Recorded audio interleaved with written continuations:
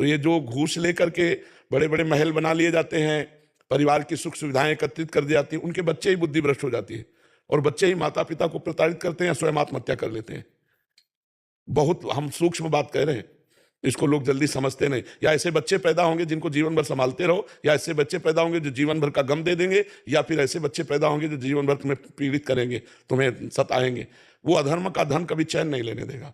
महाराज जी, आज ही एक प्रश्न था, शायद इसी विभाग से था, उसमें कह रहे थे कि उनका बच्चा है 8-10 साल का, वो मतलब एकदम मानसिक वो हो गया उसकी, शायद इधर बैठे हुए हैं। अधर्मा आचरण किसी को बख्शता नहीं है, पक्का समझ लो। सबसे हाथ जोड़कर प्रार्थना है, धर्म की 100 रुपया की कमाई तुम्हारे घर में आनंद फैला देगी, और अधर्म की 1 करोड़ की कमाई तुम्हारे परिवार को, तुम्हारे वंश को वो विस्फोट पैदा कर देगी, बुद्धि भ्रष्ट कर देगी। ऐसे रोग, ऐसी घटनाएं, ऐसी बौद्धिक स्तर की मारामारी मच जाएगी कि आप कभी सुखी नहीं हो पाओगे। इसलिए अधर्म का पैसा मत लो, उसे जहर समझो, और धर्म की कमाई, मेहनत की कमाई आप उससे सेवन करो। वो तुम्हारे परिवार को दीपक की तरह जलाती रहेगी, हाइलोजन की तरह। बेईमानी से तुम चमकोगे, एकदम फ्यूज हो जाओगे, और दीपक की तरह जलोगे, वंश परंपरागत जलते रहोगे। अगर सत्संग से पहले कभी ऐसा हो गया हो तो फिर क्या करें उसमें? पहले का जो रहा है, तो मतलब अगर एकत्रित हुआ हो, अगर वो खर्चा हो गया तो हम ज्यादा प्रश्न नहीं करेंगे। अगर एकत्रित हो तो उसको कहीं धर्म कार्यों में हटा दीजिए, क्योंकि वो आपके वंश के लिए, आपके परिवार के लिए हानिकारक रहेगा।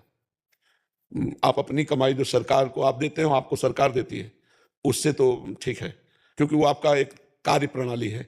लेकिन उसमें जो आप, तो फिर वो अधर्माचरण के द्वारा कमाया हुआ धन होगा, और वो आखिरी में आपको और आपके परिवार को, वंश को, वो कहीं ना कहीं दूषित कर देगा। इसलिए हमारी प्रार्थना है कि अर्थ प्रधान बुद्धि रख करके कर्तव्य कर्म नहीं किया जाता, कर्तव्य कर्म प्रधान बुद्धि रख करके अर्थ को शासन में रखा जाता।